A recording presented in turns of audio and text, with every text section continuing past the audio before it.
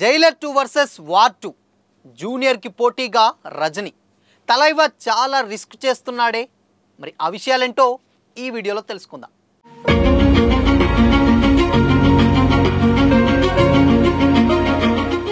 Hi hello welcome to Disha TV. Super star Rajinikanth గారు గతంలో తీసినటువంటి జైలర్ సినిమా ఆల్మోస్ట్ చాలా పెద్ద హిట్ అయింది. దాదాపు వరల్డ్ వైడ్గా 600 కోట్లను కూడా కలెక్ట్ చేసింది జైలర్. సో దాని తర్వాత ఇప్పుడు సీక్వెన్స్గా తీస్తున్నటువంటి సినిమాకు సీక్వెన్స్గా తీసే సినిమానే జైలర్ 2. సో ఈ సినిమా ఇప్పటికే నెల్సన్ గారు ఆల్మోస్ట్ స్క్రిప్ట్ అంతా కంప్లీట్ చేశారు, షూట్ కూడా జరుగుతుంది. దాని తర్వాత ఎన్టీఆర్ గారు ప్రాజెక్ట్ ఉంటుంది అన్న మాటలు కూడా వస్తున్నాయి. బట్ కాకపోతే ఇక్కడ జైలర్ 2 వర్సెస్ వార్ 2 అనే చర్చ ఇప్పుడు సోషల్ మీడియాలో చాలా గట్టిగా నడుస్తుంది. ఎందుకంటే జైలర్ ప్రీవియస్గా రిలీజ్ అయినప్పుడు ఓన్లీ తెలుగులో కేవలం 12 కోట్లకు మాత్రమే ప్రీ రిలీజ్ బిజినెస్ జరిగింది.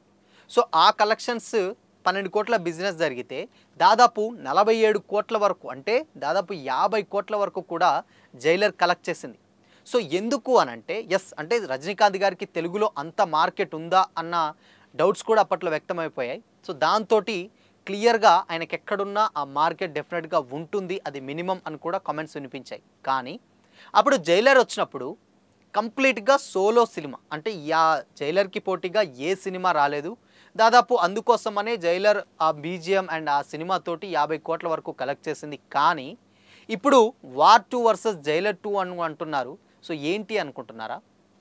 ఇప్పుడు జైలర్ 2 కూడా ఆల్మోస్ట్ వార్ 2 సినిమా రిలీజ్ అయ్యే టైంలోనే రిలీజ్ అయ్యేటట్టు చాలా గట్టిగా వినిపిస్తున్నాయి టాక్ ఇండస్ట్రీ నుంచి. ఎందుకు అనంటే అక్కడ వార్ 2 ఆల్మోస్ట్ ఆల్రెడీ ఆగస్ట్ 14న వాళ్ళు డేట్ లాక్ చేసి ఈరోజు రిలీజ్ అవుతుంది అని కూడా చెప్పడం జరిగింది. అయితే వార్ 2కి ఈవెన్ ఇక్కడనే కాదు పాన్ ఇండియా రేంజ్లో కూడా చాలా బజ్ ఉంది. ఎందుకంటే జూనియర్ ఎన్టీఆర్ గారు నటిస్తున్నారు దాంట్లో, సేమ్ టైం అక్కడ హృతిక్ రోషన్ గారు, అటు నార్త్ ఇటు సౌత్ రెండు, అంటే ఆల్మోస్ట్ ఇండియా మొత్తం కూడా చాలా మంచి హైప్ క్రియేట్ అవుతుంది వార్ 2 మీద. సో ఆ టైంలో జైలర్ 2ని రిలీజ్ చేయాలని కూడా ఆలోచిస్తున్నట్లయితే టాక్ నడుస్తుంది. సో ఇప్పటికే దాదాపు అంటే ప్రీవియస్గా ఫస్ట్ సినిమా కంటే ఇప్పుడు ప్రీ రిలీజ్ బిజినెస్ ముందుగానే 60 కోట్ల వరకు కూడా జైలర్ 2కి కొన్ని అంటే ఒప్పందం కుదుర్చుకున్నటువంటి మాటలు కూడా వినిపిస్తూ ఉన్నాయి. జైలర్ 2 సినిమాకి ఒక నిర్మాణ సంస్థ ఇన్ కేస్ ఒకవేళ 60 కోట్లకు కుదుర్చుకుంటే ఫస్ట్ సినిమాతో పోలిస్తే ఆల్మోస్ట్ 3 టైమ్స్ ఎక్కువ అన్నమాట. మరి ఈ టైంలో జైలర్ 2ని రిలీజ్ చేస్తే పెట్టినటువంటి ఆ డబ్బులు రిటర్న్ వస్తాయా అనేది కూడా ఇప్పుడు చర్చనీయాంశంగా మారింది. ఎందుకు అనంటే అటు వార్ 2 చూస్తున్నటువంటి హైప్లో జైలర్ 2 వస్తే ఇన్ కేస్ కొంచెం ఎక్కడైనా తేడా కొడితే మాత్రం చాలా రిస్క్, దాదాపు కొన్ని కోట్ల రూపాయలు నిర్మాతలు నష్టపోవాల్సి వస్తుందన్న టాక్ కూడా వినిపిస్తూ ఉంది. సో తలైవా ఇది టూ మచ్ రిస్క్ అని కూడా ఇప్పుడు సోషల్ మీడియాలో కమెంట్లు అయితే వినిపిస్తూ ఉన్నాయి. సో చూడాలి మరి. ఈ సినిమా డెఫినెట్గా ఆగస్ట్ 14న ఆల్రెడీ వార్ 2 రిలీజ్ చేయడం అని అఫీషియల్గా అనౌన్స్ చేయడం జరిగింది. జైలర్ 2 మాత్రం కాలేదు. సో జైలర్ 2 వస్తే కనుక కొంచెం అట్టిటైనా కానీ ఇది తలైవాలో లైఫ్లోనే చాలా బిగ్గెస్ట్ రిస్క్ అన్న మాటలు కూడా వినిపిస్తూ ఉన్నాయి. సో చూడాలి మరి.